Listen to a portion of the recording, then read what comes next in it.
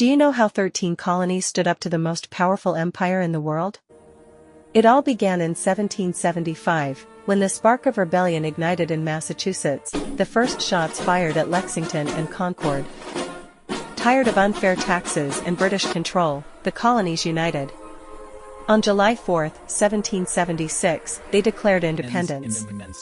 Thomas Jefferson's words echoed through history, "All men are created equal."